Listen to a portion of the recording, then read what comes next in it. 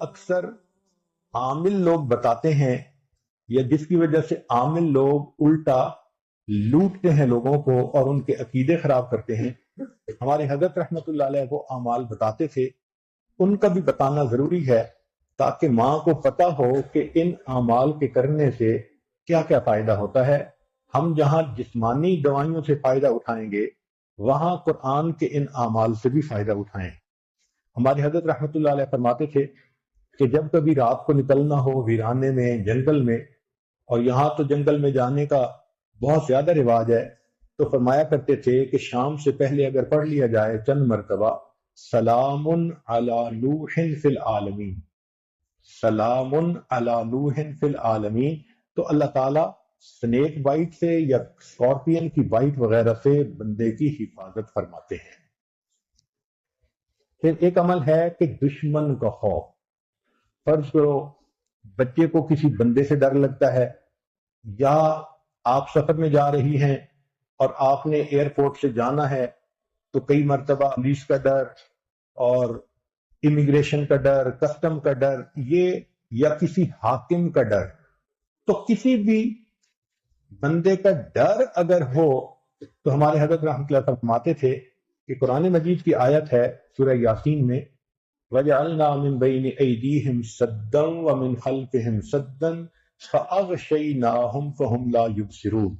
اس کو اگر پڑھ کے آیت کو اس بندے کی طرف پھونک دیا جائے، اللہ واقعی اس بندے کی آنکھوں پہ پردے ڈال دیتا ہے اور وہ بندے کو تکلیف نہیں پہنچاتا. ہم نے اپنی زندگی میں ہزاروں مرتبہ اس آیت کو پڑھ کے آنکھوں سے اس کا فائدہ دیکھا ہے.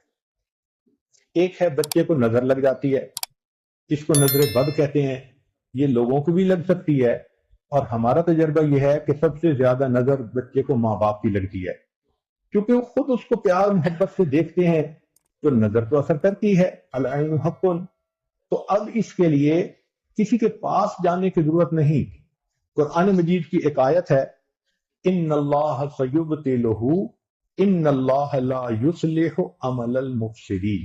اس آیت کو 3 مرتبہ پڑھ کے ماں خود بچے کو دم کر دے، روزانہ نظر کا اتارا ہو جائے گا اور بچہ دیکھیں بڑا کام ڈاؤن ہو جائے گا.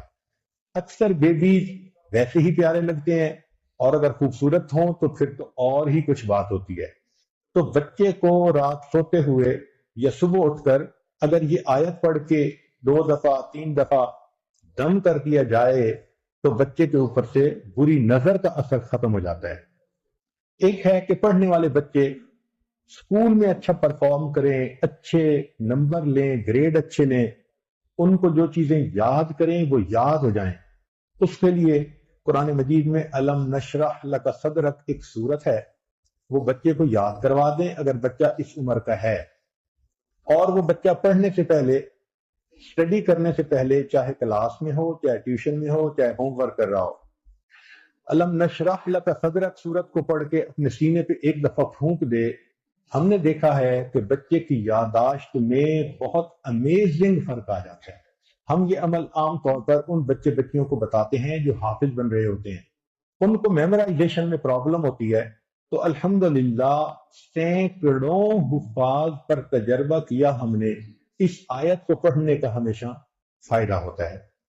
اکثر لوگ پریشان ہوتے ہیں بزنس کی وجہ سے، خرچے کی تنگی کی وجہ سے، قرض کی وجہ سے، تو مائیں اس پریشانی میں بچوں پہ توجہ بھی نہیں دے پاتی.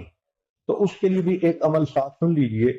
ہمارے حضرت مرشد عالم رحمۃ اللہ علیہ فرماتے تھے کہ جب بھی نماز پڑھیں، ہر نماز کے بعد اول آخر ایک دفعہ درود شریف اور درمیان میں 7 مرتبہ سورت لإیلاف قریش، پوری سورت 7 دفعہ پڑھیں، چھوٹی سی سورت ہے، اور پھر دعا مانگیں.